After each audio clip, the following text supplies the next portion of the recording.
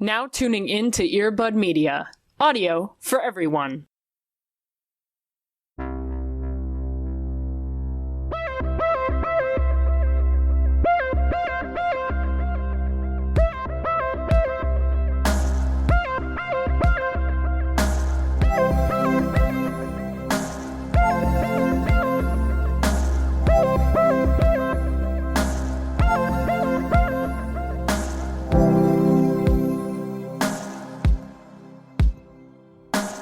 Ever just start thinking about old school song lyrics? Like, I don't know if you... It's been so long. Do you remember the song with the lyric, "It's been a really, really messed up week"? Yeah. I don't remember. Hot Shell Array. Thank you. Tonight, I believe. Yes. Is the one. I think that was the one.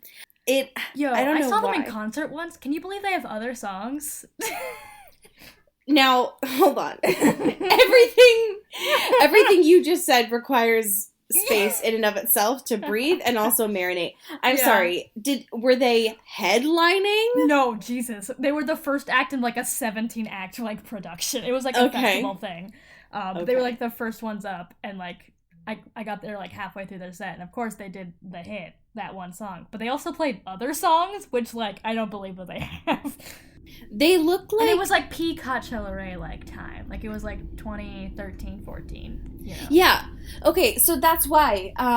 Because one of the things that my friends and I in college used to do is like every time that we had a really shitty day, we would just come in and be like, "It's been a really, really messed up week." And it's like, it's Monday.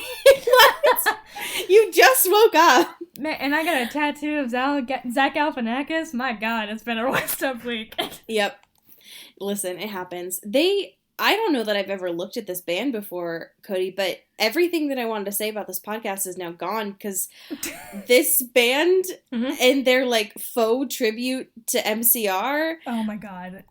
A lot. I'm not even looking at a photo of them. I just have it so burned into my memory that their hair, like all of their hair, is just magical. They're just twinks, and I don't know... They're little emo twinks, and one of them looks a lot like Harry Styles, but it's a lot for me to handle. Ooh. So welcome into the Twilight.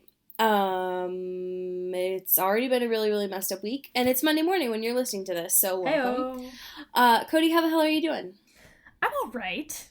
You know, I'm officially in my last week of undergrad. By the time this comes out, I will be done with undergrad. That's fucking wild. Yeah. Shut your mouth. So that's weird. I'm in a weird nebula state right now. So that's fun. Welcome to the space. Welcome to... I'm always in a nebula state, but it's like... That's true. You know what I mean? It's just like aggro nebula. When I think about your mind palace, which I try not to do because it gives me an existential crisis, all I can imagine is... and this is a deep cut, so I apologize, but the Disney Channel original movie, like My Stepsister from Planet Weird, or whatever the fuck, where people are just, like, living in bubbles, like, that's what I imagine your mind palace is like. It's just, like, it's just a lot to handle. Yeah, no, that checks out. Yeah. Do you remember that movie? Were you alive when that movie came out? I'm 7 years old. What's up? No, I do remember... I don't remember anything about it. That's fair. It came out 19 years ago, so I feel like a fucking crypt keeper right now. Yeah. Allie is 45 years old. Me, every time I try to make a reference with one of my students, so I've been trying to do this thing. It's one of my attempts to have small joy while I teach. I love my job. Sure. And so one of the things I do is I add GIFs to my PowerPoints. Yeah, because you're hip and cool and relatable. Because I'm, like, relate to the teens. And so I do it mainly as, like, a way to check in with students and be like, this is a pop culture reference. What TV show is this from? Yeah. And it's an attempt to make them feel like uncultured swines, which they are. So yesterday I showed them a GIF from Buffy the Vampire Slayer, and I was like, what is this? And I had, someone was like, Riverdale, another was like, Law and Order, another was like, saying all this it was like the Vampire Diaries and Twilight and stuff, and I was like, y'all, I gotta go. Listen, I appreciate that you're trying to give the kids culture, you know? But you also can't call them uncultured swines if they haven't been alive long enough to absorb culture. They're just absorbing the wrong culture at the moment. They're absorbing the culture that is relevant to them at this moment. And that is coming out in their time frame. It's just hard to be able to # relate to the teens. When listen, I get it. You're Steve Buscemi holding a skateboard. I get it.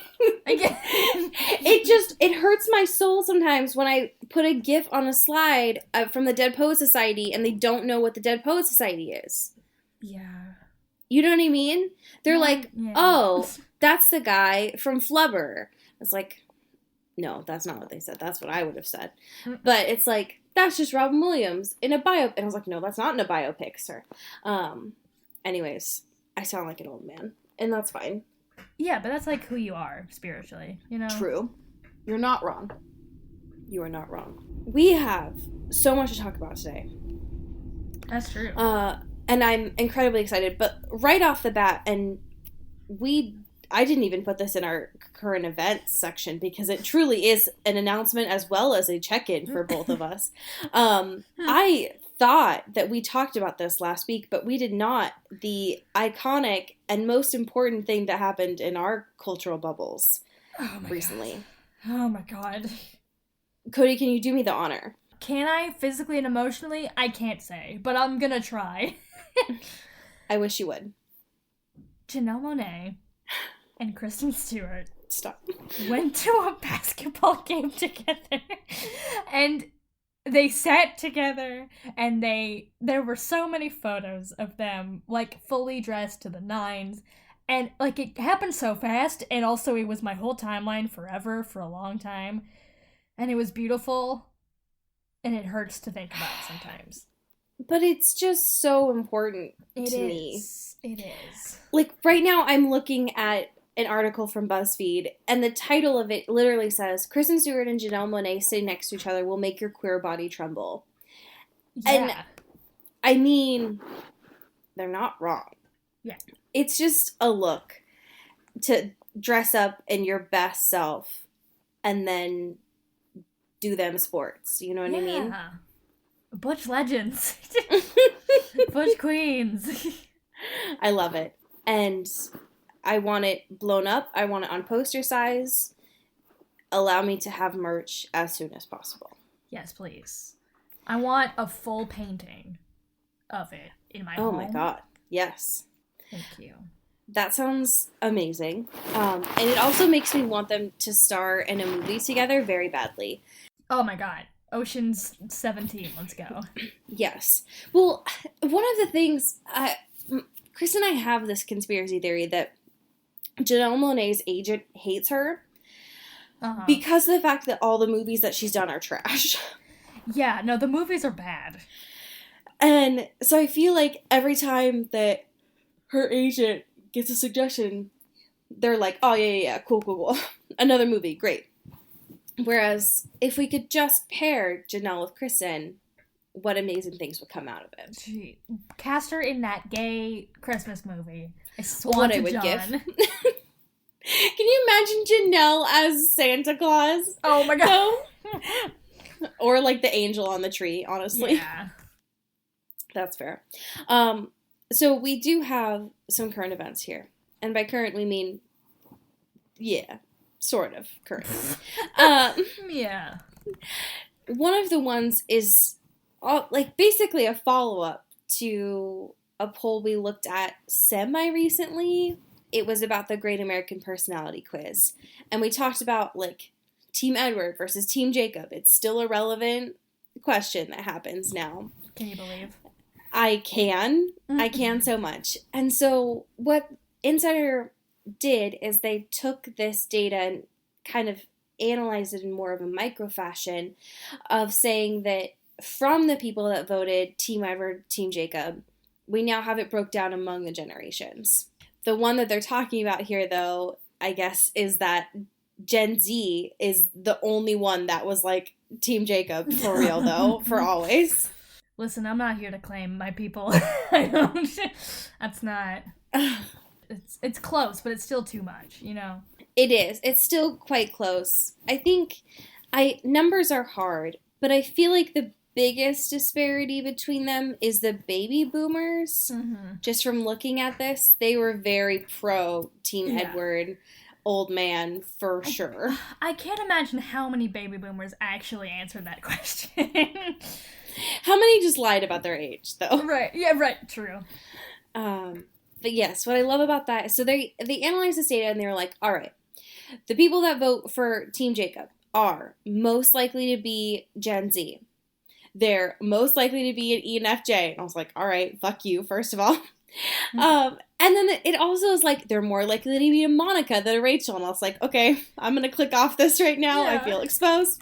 And then it also said from the data that they are more likely to be a Slytherin as well from their house. And so I found that very interesting, that if you are a Gen Z listening to this pod, you love Jacob while knowing he's trash, you are an ENFJ, a Monica rather than a Rachel, and a Slytherin, let us know. Because I'm very curious at this point. Hell yeah, Slytherin, let's go. Yes. It's just very good. It's very important to me. Yeah. Let's see here. We have another one about this upcoming teaser trailer from The Rook. Fickle Fish. Just Fickle Fish Films. Back. We're back. Tell me more. The Rook. Yes. Supernatural spy thriller. Also, Olivia Munn is in it, which is like bananas, but that's fine. It's a lot. It's the newest of the book to movie Fickle Fish canon, or book to like media or whatever. Yes. There's not a lot that we know about it, and I have not watched this trailer, so my judgment here is not great. I mean, it's a teaser, right? Right, so it's just like very spooky thriller, like, you know, typical kind of Fickle Fish Stephanie type shit, you know? Yes. Speaking of very Stephanie Meyer type shit, I'm currently on the Fickle Fish Films Twitter account right now. And as of yesterday, Fickle Fish Films decided to share this fucking, like, fanfic, like, photo edit, basically, that has from the Eclipse tent scene with some of the text quote on top of it from the book. And then the actual tweet says, Jacob understands the value of shooting your shot when the perfect opportunity presents itself. So in case you were curious. Also, the font they chose for this whole thing is so bananas. In case you were curious, Stephanie Meyer or someone on her team knows what shooting your shot means. Your shot. God, could you imagine Twilight now and Jacob just like sliding into Belle's DMs like all the time? It's like, Jacob, stop. Just leave me alone. Oh my God. Like, I'm just trying to shoot my shot, babe. Like, no. Oh my God. Leave me alone. Mike Newton would also slide into the DMs. That's real. Mike Newton's Instagram would be the exact, like, I just had to do it to a meme all the time. Yeah. And it naturally feels like his hands would just go there. I know! That's just where they go. That's what I'm saying. Yeah, no, I believe it. I'm just imagining Twilight happening in the age of Instagram, mainly. Because just imagine Bella's Instagram during New Moon, like once Edward left. Just like fucking her Finsta. Oh my God. Oh my God. Bella's Finsta though. Talk about a freak in the sheets, you know what I mean? Oh my God. That would be a horny Finsta. Oh, she would just be like, for sure. For sure, the horniest place on the internet. Yep. All I want is to see Bella's Finsta when she's just fucking yelling about Edward. Like, this motherfucker is watching me sleep at night, but won't go down on me. He wants to save me for marriage. Oh, bullshit. Yeah, just trying to get that dick. You know what I mean? That's all I'm saying. Can you imagine Charlie having an Instagram though? Oh, that'd be pure. Just a lot of fish. I don't think he would have an Instagram like that, or he wouldn't have an Instagram. It'd just be like a very lively Facebook where he like just posts so many photos, like every photo on his camera roll in one album, and it's like, hello, well, hi Facebook, this is what I did today, and it's just like the same photo 40 times. What I'm imagining is more likely Charlie would have an Instagram, no posts on it, would just use it to like Bella's photos. Yeah. And she'd be like, God, Dad, like, stop. Yeah, imagining this gives me a lot of joy that I like a lot. Yeah. The last thing that I want to talk about briefly is this BuzzFeed piece, which is 29 items that actors actually stole from TV or movie sets. Ooh. The reason why this ended up in our inbox was because of number 4, which talks about Case 2. I just love the fact that there were probably more mementos than she actually took, but that she fucking swiped the engagement ring. Swiped. And just fucking was like, oop, to the mood ring, too. Like, all I want is jewelry. Everything else can go to hell. Yeah. I love that a lot. We also have a 50 Shades of Grey moment in this piece, where Dakota Johnson just stole, like, Anastasia's underwear, which I guess, like, if you're just wearing it, like, that's your underwear now. That's your underwear. That's yours legally now. What are they gonna do? Give it to someone else? No, thank you. Yeah, it wasn't like fucking Jamie Dornan stole Dakota Johnson's underwear and smelled it like Joe does. Like, it's just she took the underwear that was rightfully hers. That's hers. She earned that underwear. Yeah. So, I like that a lot. Hell yeah. We have some very good questions. The first one. We do. Is one that you pulled from SoundCloud. Would you like to do the honors? Sure. I always forget that people comment things on SoundCloud, but boy, Same. We get some gems sometimes. So someone brought up the Umbrella Academy. Said, the Umbrella Academy had such potential, and I feel like they squandered all of it. I haven't hated a show so much since the finale of Dexter. To be more on topic, however, would you actually recommend watching You, or is it just hate-watch worthy? Okay, there's so much to unpack here. For sure. I agree about the Umbrella Academy. Yeah. It doesn't mean I didn't watch it still. Sure. That's your right. Yeah. Well, and, you know, like, I can see as many people talk about how much they like or don't like it, but they're not my opinions, so. But yes, I agree. I haven't watched Dexter, but I know that the last season is, like, awful, so I get you. Would I recommend watching You? No. No, please watch something else. Go watch Terrace House. Yeah, watch Terrace House. Oh my god. I need to get back into the Terrace House grind because I just need some joy and comfort. Watch Terrace House or watch, this is on Amazon, Amazon Video to watch, is a show called Documental. Ooh. It's a Japanese comedy show that's fucking hilarious. And all I want, like, if I could pitch a show, it would be, and I found out about this because of fucking Justin, but what I would want is that version of that show, like, in America, basically. But it's very good. You don't need to understand Japanese to understand it, because, like, Lord knows I don't. I just don't, like, I don't. It's just, I'm not holding you to that standard. What, like, I have $100,000 in debt from, like, going to college? You think I learned Japanese while I was there? No. Come on. I read about old dead white guys. Oh god, the cops, they know. No. Okay, this next question is, this is interesting. If you could do anything about your podcast over, certain episodes, general format, etc., what would it be? Also, how are we doing and what's due? Ooh. I love this question. This is a great question. I love getting questions we haven't gotten before. Yeah.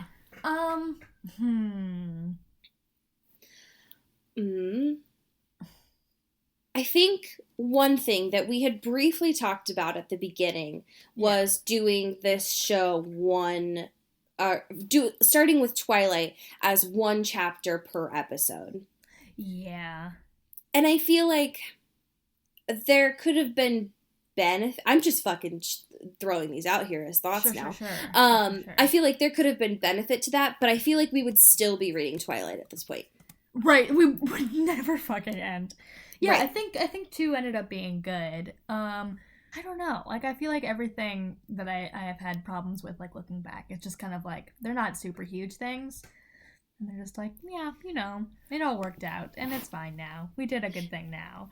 Yeah, I agree. I feel like, honestly, if I could do anything over, I would just have the foresight to, I don't know, buy better audio equipment, but like, how do you do that when you aren't making money from a show? Right, exactly. Like, all these things are kind of understandable. Yeah.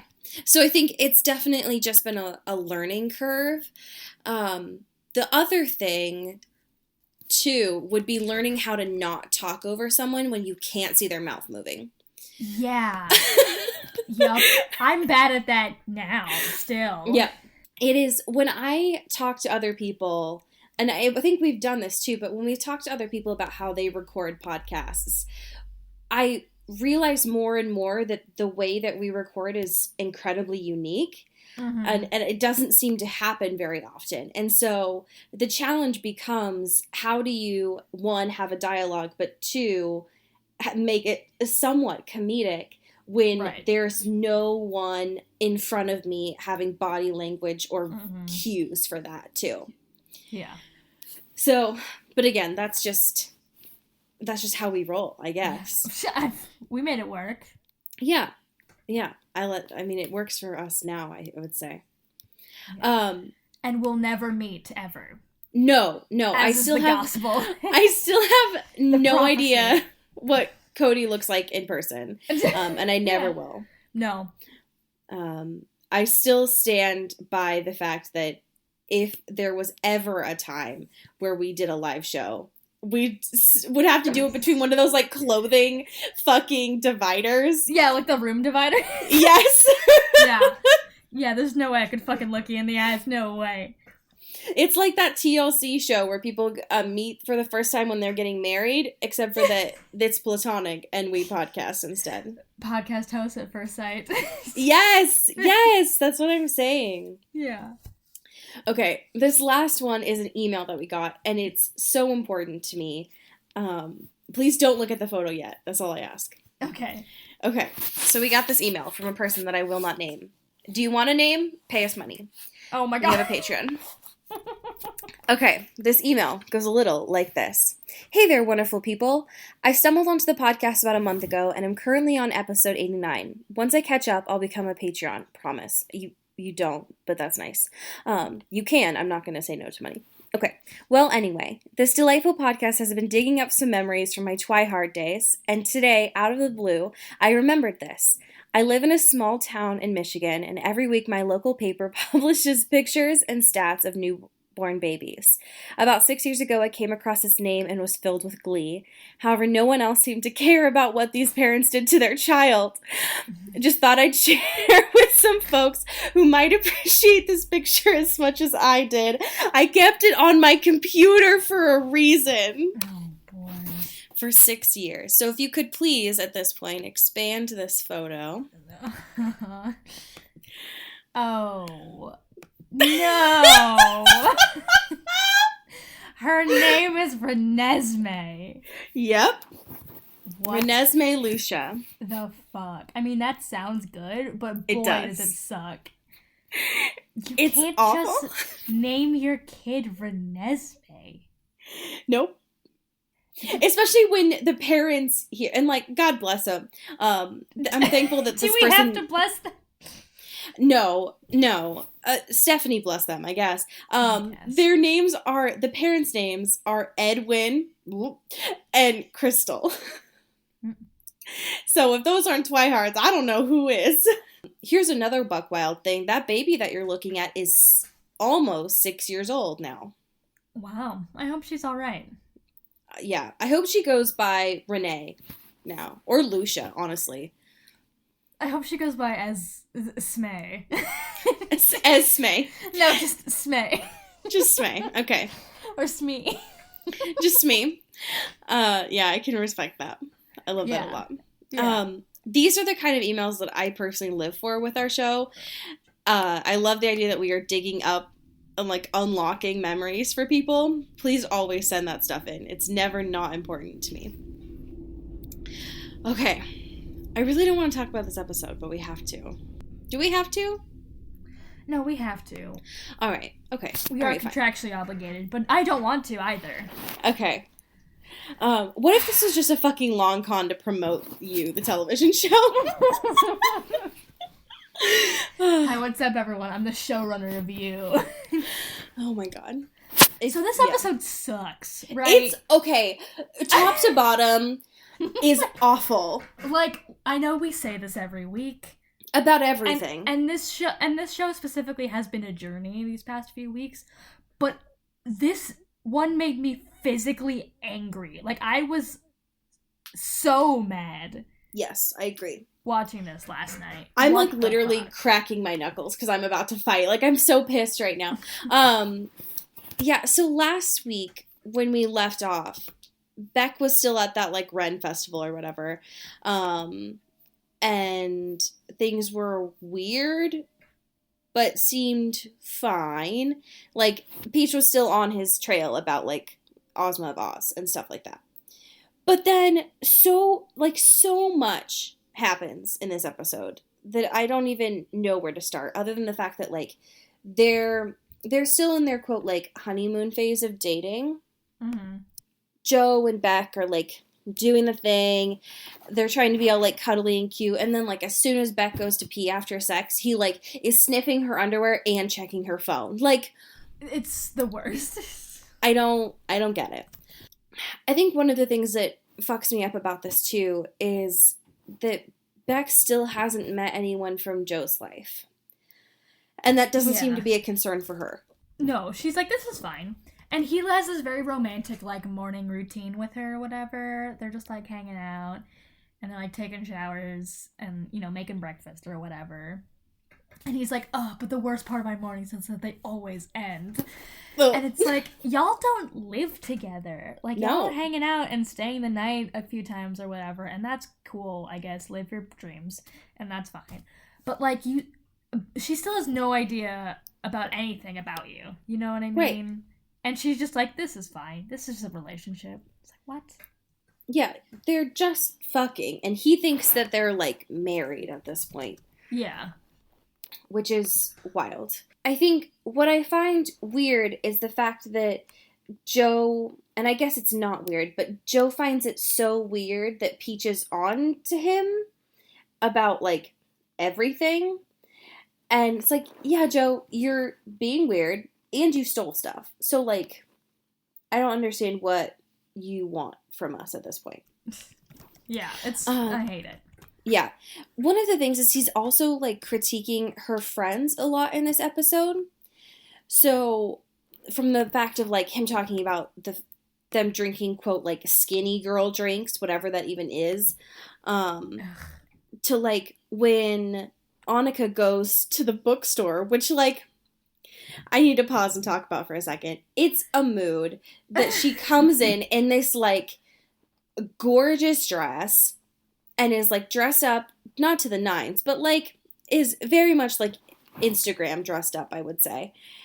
And comes into the store and is like, I don't understand, like, what's going on here.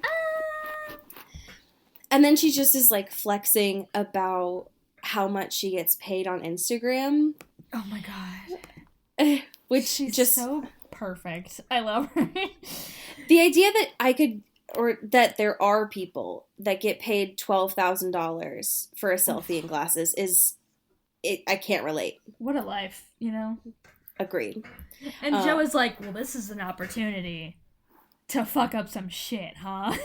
Yeah, so expand on that more, because I'm very curious on how you felt about this part. So she's like going through old like Facebook photos and stuff and finds this photo of her and Peach looking is like a throwback. It's very old and they both look kind of like, you know, young and dumb and silly or whatever. Yeah, they look very college, I would say. Yeah, it's a very college-y kind of like party photo or whatever. And Joe is like, oh, you should put that on the gram. You should rinse to that, you know what I mean? And she's like, oh, no, I could never. Peach doesn't have a Facebook. It's like an ugly photo. Like, I'm not gonna do that.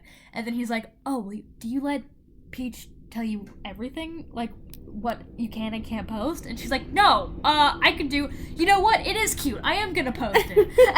It is so easily swayed by Joe's stupid manipulation.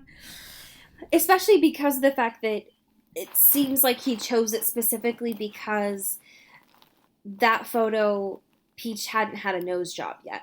Like, right. Her face is different, and so he's doing it specifically to, like, shame her and embarrass her. Expose her, yeah. Yeah, which is gross.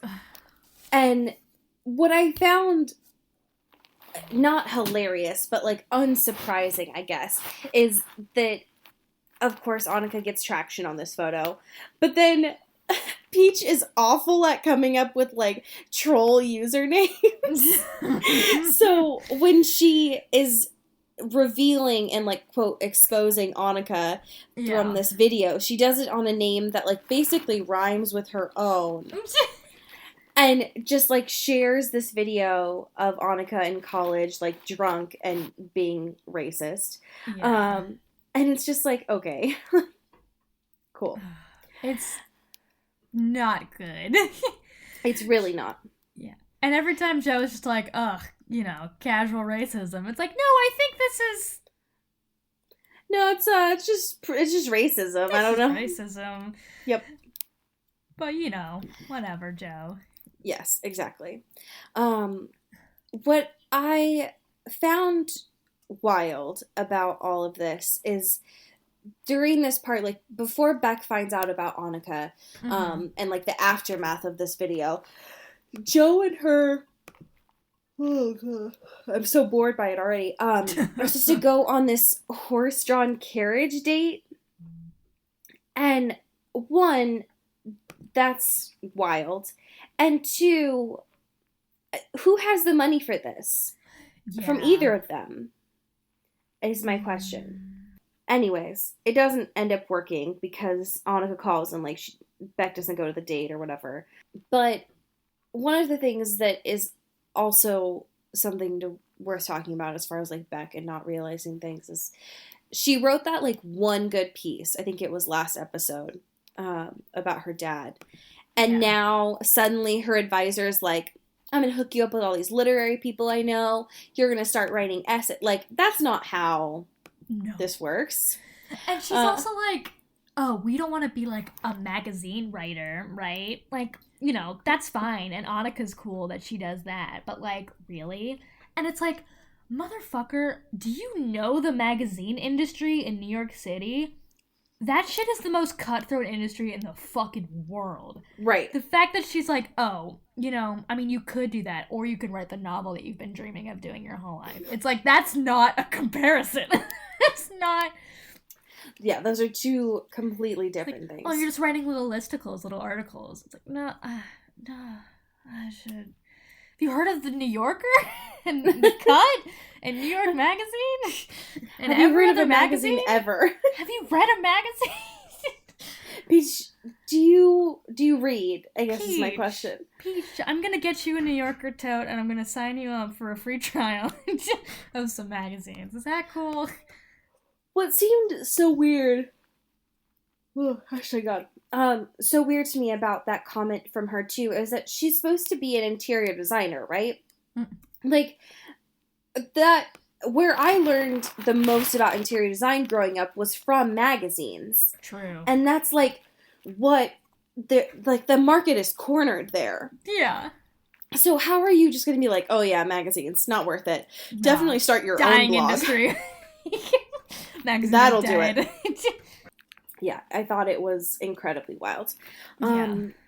So while Peach is having this conversation with Beck, she tries to set her up with, again, the fakest name of forever, Mr. Roger Stevens. And have you heard a white man before? Have you heard of an untrustworthy person with 2 first names? Yeah. Have you ever heard of a name that you would never be alone with in a limo before? Okay, but for real though, that limo scene was awful. Oh my god. Okay. So before we get to that though, yeah, the fucking party that they set up for it is awful. Oh, I also forgot to talk about the fact that Joe's being a creep. Right. So he starts to like follow Peach. And he like goes in and starts like looking at all her information, which he's done before. And like while at the party, but he like goes in and looks for her stuff. This is when he steals the laptop too, right? Yes, yeah. I feel like that was when he did it. Yeah. But he also starts to like follow her while she's running. Mm-hmm. And I think this was my favorite scene of this whole episode. Just because the fact that he could not do... he's very bad at running. He has never run in his whole life before. He's not good at running. But like while he's kind of creeping on Peach, he starts to build this narrative, right? Of that Peach is kind of like... Peach is the stalker, right? And this gets more in depth at the end of the episode. But like in this moment... he's like looking at her laptop and is like trying to figure out the password. And he tries first by doing her dog name that he got from Annika, and that doesn't work. And then he has this flashback of Peach just saying Beckalicious all the time, and he's like, "That's it. It's the that password. Has to be it." Of course, and it is. And he's like, "All right, that's interesting. I'm keeping that in the back of my brain." And he's snooping in her computer and finds like this hard drive folder of like every photo and video of Beck from their entire friendship. And he's like, maybe I am not the creepy one in this scenario. Maybe I can project that onto Peach. It's the worst. It is awful. Yeah. I loved that conversation between Joe and Annika in the coffee shop. Because Annika was like, "So, where's Beck?" And he's like, "No, this is for us." What, I can't just hang out with my girlfriend's friend? Alone in a coffee shop? And talk about your dog's name? And try to dish on someone, you know what I mean? Like girls do. Yeah, we're just gals being pals, you know? That's what I'm saying. So before they go to the party, we got to talk about our obligatory Paco bit for the episode. Paco. Poor Paco. Poor Paco. Who's, when Joe comes upon him, is reading, well, looks like he's reading Wuthering Heights. Yeah. But he's actually reading Twilight, basically. He's reading this, like, supernatural book inside. And by supernatural, I mean, like, it's a book about how to, like, get away with murder. Mm-hmm. I wish it was Twilight, though. I love that headcanon that we have for him. Yeah. I think, if I remember right, it was, like, the juvenile detention system or something like that. And what I hated about this is, so Paco's, like, in distress, right? There's a lot of, like, abuse happening in there. I understand. Listen, Paco, I got you. I understand. Paco. But instead of, like, the only thing that Joe does for him is just, like, recommend things through books and also, like, share his opinions about women through them. And so he's like, "Here's what I recommend for you, my son." And he's like, "Here, my favorite tale, The Count of Monte Cristo." Did I say Crisco? My favorite book, The Count of Monte Cristo. Listen, it's been a day. Leave me alone. You know, when it's like the Spanish Inquisition, but also you gotta make sure your pants are all It's a really up. slippy Inquisition, you know what I mean? A Slippy Inquisition is the name of my memoir. My life has been a Slippy Inquisition. Just a lard-filled Spanish mess, you know what I mean?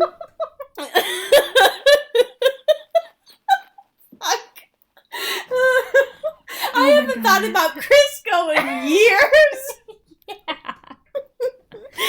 What's Crisco up to? Can they sponsor the podcast? Oh my god. Hey folks, this is just a tip from me to you. Don't trust shelf-stable fake butter. No. That's just lard. Okay, Yeah. Anyways, I can't believe it's not butter. Thank you. Holy shit. Okay, so this party for Roger Stevens, or whatever the fuck, is wild. It's full of betrayal and weird things. Yeah. As usual. What I love is, so Peach, as usual, is always, like, calling Joe Joseph, which is, I love it. Joseph. It's so petty, and I love it a lot. But he doesn't really comment on it anymore. He's like, fucking whatever, I guess.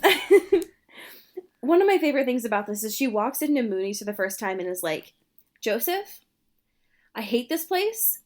It's pale and it's flaccid, just like you. Okay, bye. It's like, whoa, Peach. Damn. Why did they give you the best lines? Peach just curb stomped you in your own workplace. Where are you going to go to cry? What, your fucking murder book chamber? Yeah, okay. Which is basically what he does. The most important thing, I guess, to know about this scene, if you're not watching it, and I really hope that you're not, is, and I think that, no, this is the part where Joe steals the laptop.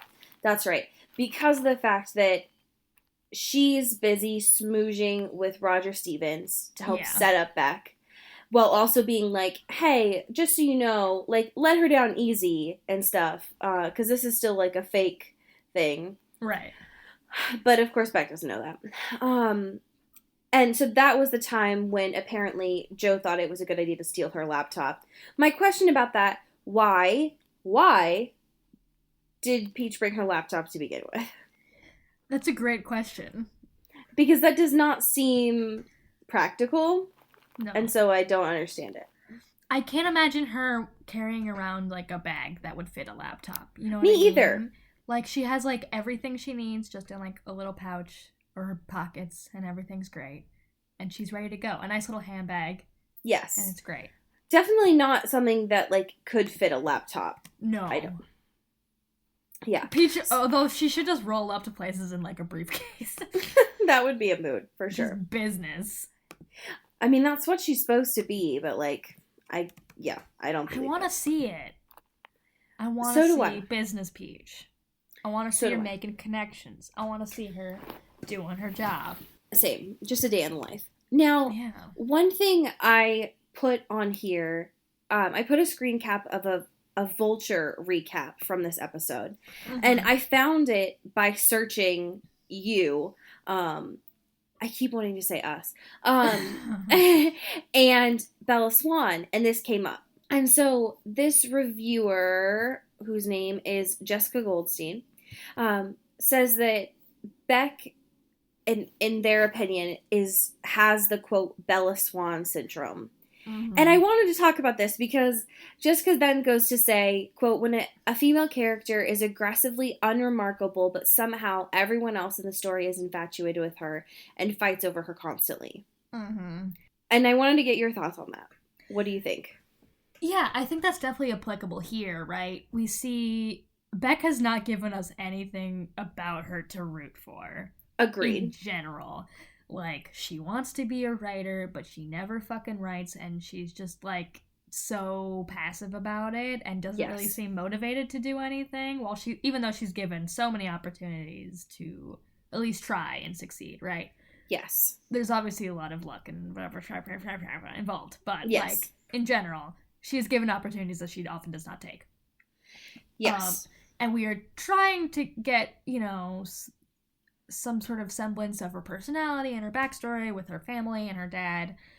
But, like, it just feels kind of empty when her personality just as a whole is just kind of lackluster and just isn't anything special. And also compared to, like, everyone being obsessed with her, right? Joe's obsessed with her. Peach is obsessed with her. All of her friends are, like, somewhat obsessed with her. And it's like, why? Yeah, and we don't know why. And we're given no reason to believe it like they do. Right. I think one of the things I find interesting about this is this idea, because it's quite different from this, like, the manic pixie dream girl, right, of, like, being someone's fantasy. Right. Because it almost centers on, like, well, for one, it centers on them being the center. But I'm intrigued by the idea, because I think when we look at 50 Shades, that also applies.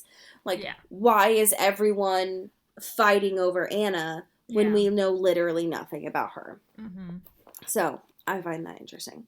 One thing about that hard drive bit when Joe is looking at all this stuff, he starts to continue with this narrative of, like, oh yeah, I'm gonna make Peach the villain here so I can get off scot-free.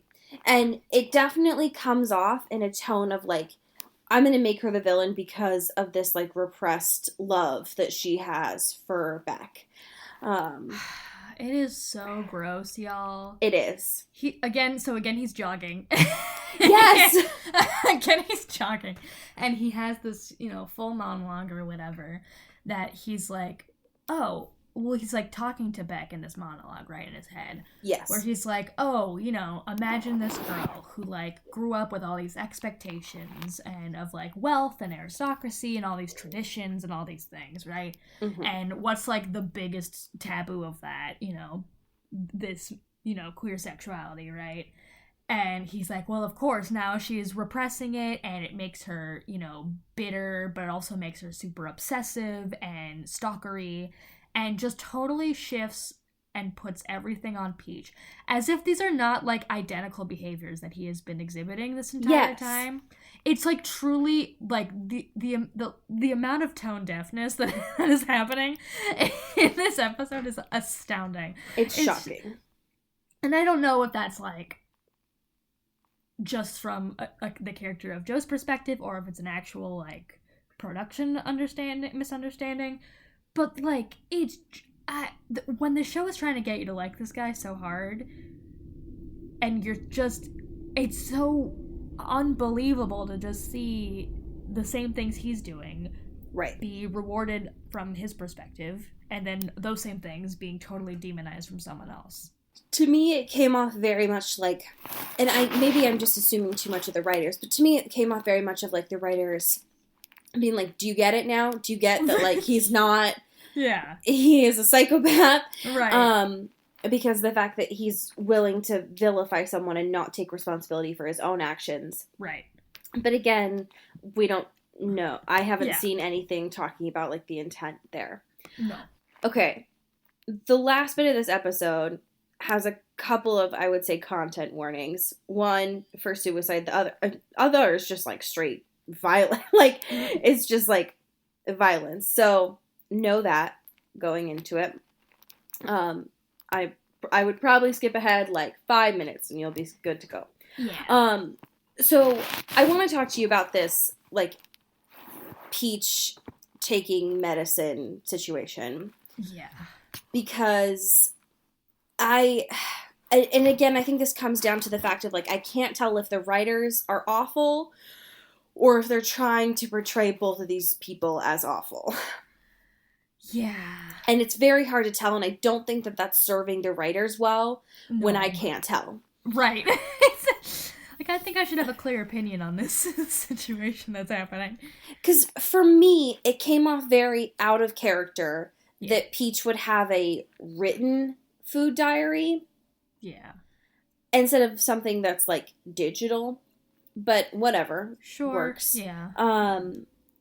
But one of the things is, like, what is to be assumed anyway when she calls Peach is that she's overdosed on something. Yeah. And then Peach recommends getting this medicine that she apparently has in her cabinet. I don't remember what it was called, but it's something that would, like, get it out of her system. Mm-hmm. Anyways, I don't know. I personally felt very uncomfortable with this scene. I don't know how you felt. Yeah, it was not easy to watch. Yeah. Especially because their intent was to show this, like, growing jealousy that Joe has between the relationship that Beck has with Peach. Mm-hmm. And they could have done that in any context. Yeah, it didn't have to be, like, a life-threatening, super traumatic way. You know what I mean? Yes, I agree. And also, Joe is, like, not believing it. And he's like, oh, well, she's clearly faking it, right? It's Peach. Like, we know Peach. And Beck's like, dude, what the fuck, dude? That should not be your first response to anything. No. Are you fucking kidding me? Stop. Yeah, it was very weird. Especially because he was, like, there and had to leave because Beck was staying to take care of Peach. Like, it was a lot of, like, weird tension out of nowhere, I would say. How'd you feel about the end of this episode, though? What fucking part? This ending is like 45 minutes long. I know. The ending is a movie. The ending is a movie. So I hate this idea that he's following her while she runs. Because it's like, oh, do you just want to tap into people's fears? Like, great. Right. You did it. Yeah. But then he attempts to kill her in such a savage way. He's bad at killing. Brutal. Yeah, he's a bad murderer. He's awful at this. And just to fucking do it in broad daylight with, like, a rock or something. Yeah, what the fuck? Yeah, it just seemed bloody unnecessary and room for error. Which, yeah. So. And then we get this, like, aggressive fight with Paco's dad. So, like, fucking earlier Ron. In the episode, fucking Ron. Ron. What a shitbag. So this whole time throughout the episode, like, we're getting a more tense situation of Paco and his family life and his home life. Meanwhile, fucking Joe is not doing shit. He's like, here's another book. Is that cool? It's like, hey, maybe call the cops or something on, like, this very violent household that's happening right next door of this person you are clearly invested in as a person. It felt very complicit from an adult standpoint. Or at least just, like, fucking say something. I don't know. Like, there's been moments where he's talked to them, but it's just been very targeted, and it just, like, I don't think he's really trying to, like, change anything. Right. It's very bad. Anyway, so that's this whole thing is happening, and it gets really bad, and so he comes back, and then, like, Ron is drunk, and he's like, they're just, like, fucking swinging at each other, and Joe gets his shit kicked in.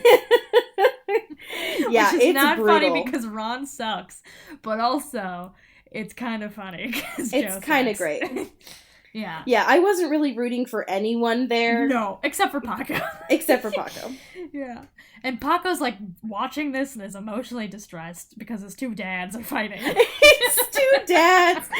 Oh, God. His two dads are fighting and it's not his a good shitbag stepdad and his Yeah. creepy fucking uncle. Yeah.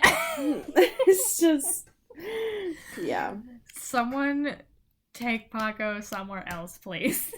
For real, though, like, to me, Joe's complacency here felt very, especially given his experience with abuse, like, you were seeing something. I expected him to almost, like, be hyper aware of the situation.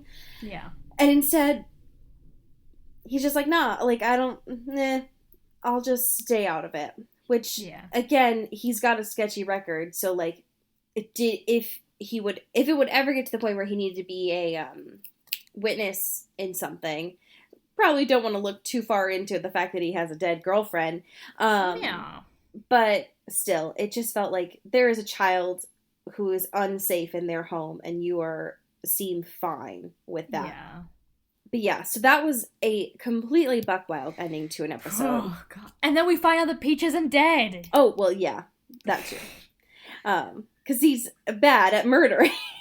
His face is bloody as shit because he just got shit kicked in, and then he answers the phone, and Beck calls him, and she's like, oh my God, Peach just got attacked in Central Park in broad daylight with a rock. What the fuck is happening? And then she's like, I'm going to the hospital right now to see her, and then he's like, she's alive? It's like, way to blow your fucking cover.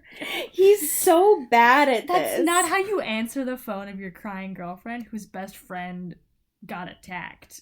Yeah. That makes you seem like a murderer. That makes you seem like you did it, which you did. It's not slick, Joe. No. Come on. Yeah, he was like, oh no, she's alive. Oh, man. That's a real bummer. Oh, wow. Guess I can't wait to go to the hospital when I look like I fucking got my ass beaten. Yeah, is he gonna, like, clean up? How is he gonna... Yeah, is he gonna, like, take care of himself for once?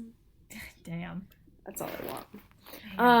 It's just fucking Joe. Joseph. Joseph.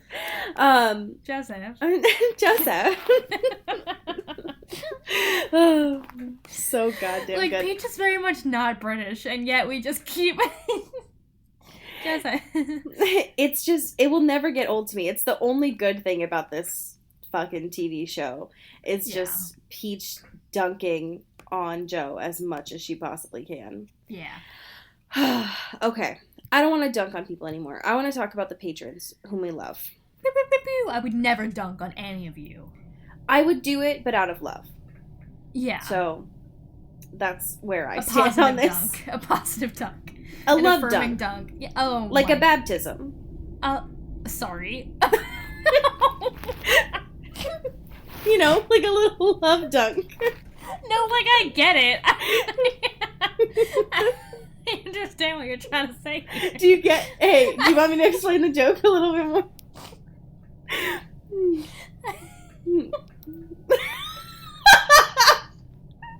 Listen, sometimes I say things and I don't think about them, you know? A baptism is just a love dunk. Isn't it, though? Am I wrong? I guess. Is the love Jesus? Obviously. JC, you know, my home dog in the sky. Oh my god, throwback. Oh my god. Oh god, my stomach hurts. I'll be thinking about a love dunk for weeks. Oh my god. I'm changing your name in my context to love dunk. That's fair. Honestly, it's fair, and I also deserve it. Okay, we have so many people on this list. The first person that I would love to thank today is Aaron Salinger, closely related to Peach Salinger. Ooh. So thank you, Aaron, and welcome to the family. Wow, I love Watsky. Same. Shout out to Alex Blythe. God damn, that's such a powerful name. $10 sponsor. Hell yeah. Fuck yeah, dude. Fuck yeah. Hell yeah, dude. Shout out to Mary Mooney. Yeah, baby. You are neither pale nor flaccid, Mary Mooney, so thank you. Wow. Oh my gosh. Fucking Shout out Joseph. to Taylor Browntown Lautner, braver than the Marines. Stronger than everyone. She could fight everyone on the planet, and they'd lose. She is the true love dunk. You know what I mean? I was gonna use that for Simon Steele. Oh, okay. Well, we can't. Fine. No, okay. Taylor Browntown Lautner is a love dunk. Yes. She's not the love dunk. Okay, we'll confirmed. Get there. Confirmed. Canon. Canon. Put that in the wiki. Update your resumes. Thank you to Katie Weber. I appreciate you. Sometimes I liked, when I'm sending out our Patreon gifts like I was last weekend, I looked at how long Katie Weber has been in the family. Katie Weber's been here for a long goddamn time. Katie Weber's been through some shit with us. Katie. So thank you, Katie Weber. I appreciate you. Rolling with the homies, Katie Weber. Goddamn. Shout out to Simon motherfucking Steele. Supreme love dunk. Supreme love. Okay, gotta go. Oh my god, that's great. That's all I need to say. Simon Steele, a great homie, a friend. And also pal. just a great. You know what I mean? Yeah. Just one of the greats. Yeah. Oh my god, my fucking cheeks hurt from laughing so much. Okay. I have a fan fiction for you today. Yeah. That I pulled myself. Ooh. This fan fiction was published on February 18th of 2009. Wow. We just hit the 10-year anniversary. Yes, this fanfiction is officially 10 years old. This fanfiction could be almost graduating elementary school, which is wild. Well, I'm very happy for it. This fanfiction was written by the user Alice Cullen Whitlock. All right. And the title of this is St. Patrick's Day with Edward and Bella. The summary is, post Breaking Dawn, Edward and Bella spend St. Patrick's Day together. Short and sweet, to the point. All right. Sure. Okay. My thoughts were interrupted by the sound of my names being called in unison. Bella, Mama. I looked up and Edward and Renesmee were standing in the doorway. A second later, Renesmee had leaped onto the bed and had her arms around my neck. I hugged her back, and then my eyes darted back to Edward, who was holding a small tray. On one side was a coffee mug, and on the other, a single red rose in a clear crystal vase. I looked back and forth between Edward and Renesmee and asked, "What's the occasion?" "It's St. Patrick's Day, Mrs. Cullen," Edward said enthusiastically. "Since when do we celebrate St. Patrick's Day?" I asked, one eyebrow raised in curiosity.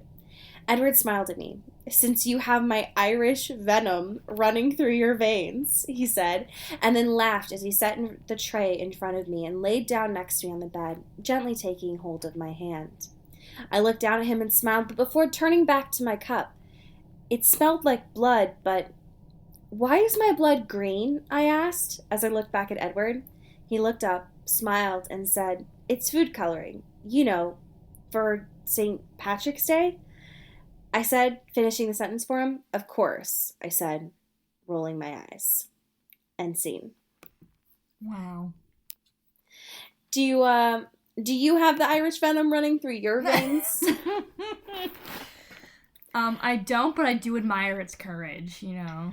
I do, and I fucking hate this holiday, but that's okay, because some people like it, and that's fine. Oh, man, you should come to Chicago. This is like the holiday here. People are drunk at 8 in the morning, and the river is green. Yep. That's Edward Cullen's fault. Yep. Canonically. Yep. Well, as we say here in Seattle, get bit. And get whipped. Ooh. Please.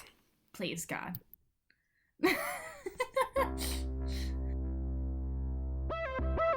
This is an Earbud Media production. You can find us on Twitter at Earbud Media and listen to the rest of our shows. You can find this show on Twitter at Into the Twilight, as well as intothetwilight.show. You can send us an email at intothetwilightshow@gmail.com. You can also become a sponsor of the show or buy some merch at intothetwilight.bigcartel.com. Our art is done by Maddie Padilla, who you can find at YourGhostHost44 on Instagram, and our music is done by Eli Krause, you can find at Eli Sauerkraus and KrauseFilms.com. The intro and outro is by KB Smith, who you can find at KB__Smith on Twitter. You can find Allie on Twitter at Into Wild Places, and you can find me at Dyke Discourse. You've been listening to Earbud Media Production. Earbud Media. Audio for everyone.